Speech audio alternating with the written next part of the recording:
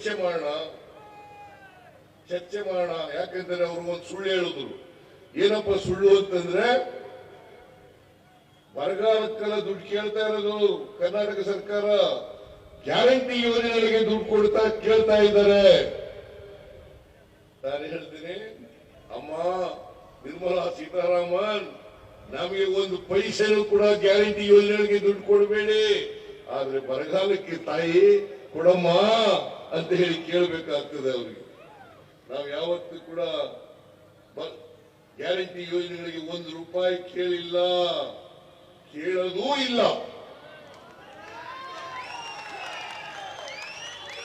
ಆದ್ರೆ ನ್ಯಾಯಯುತವಾಗಿ ಬರಗಾಲ ಪ್ರದೇಶಗಳಿಗೆ ಕೊಡಬೇಕಾದಂತಹ ಹಣವನ್ನ ಕೊಡಿ, ಅದಕ್ಕೆ ನಮಗೆ ಹಕ್ಕಿನ ಕೇಳಲಿಕ್ಕೆ ಅಂತಕ್ಕಂಥ ಮಾತನ್ನ ಕೇಂದ್ರ ಸರ್ಕಾರಕ್ಕೆ ತಿಳಿಸಲಿಕ್ಕೆ ಬಯಸ್ತಾ ಇದ್ದೇನೆ. ಅದರಿಂದ ನರೇಂದ್ರ ಮೋದಿಜಿ ಗ್ಯಾರಂಟಿ ಯೋಜನೆಗಳನ್ನು ಕೂಡ ಜಾರಿ ಮಾಡಿದ್ದೀವಿ, ಅಭಿವೃದ್ಧಿ ಕೆಲಸಗಳು ಕೂಡ ನಡೀತಾ ಇದ್ದಾವೆ. ಈಗ ಬಿಜೆಪಿಯವರು 3 ವರ್ಷ 10 ತಿಂಗಳು ಸರ್ಕಾರದಲ್ಲಿದ್ದರು. ಈ 3 ವರ್ಷ 10 ತಿಂಗಳಲ್ಲಿ ಮೈಸೂರು ನಗರಕ್ಕೆ ಏನಾದರೂ ₹1 ಕೆಲಸ ಮಾಡಿದಾರ? ಯಡಿಯೂರಪ್ಪ ಇರ್ಬೋದು, ಬಸವರಾಜ ಬೊಮ್ಮಾಯಿ ಇರ್ಬೋದು, ಇವರು ಯಾರಾದ್ರೂ ಕೂಡ ₹1 ಕೆಲಸ. ಇವತ್ತು ಜಯದೇವ ಹಾಸ್ಪಿಟಲ್ ಮಾಡಿದವರು ನಾವು, ಮಾರ್ನಿಸ್ ಕಾಲೇಜ್ ಕಟ್ಟಿದವರು ನಾವು, ಹಾಸ್ಟೆಲ್ ಮಾಡಿದವರು ನಾವು, ಡಿಸ್ಟ್ರಿಕ್ಟ್ ಹಾಸ್ಪಿಟಲ್ ಮಾಡಿದವರು ನಾವು, ಡಿಸಿ ಆಫೀಸ್ ಮಾಡಿದವರು ನಾವು, ಟ್ರಾಮಾ ಸೆಂಟರ್ ಮಾಡಿದವರು ನಾವು,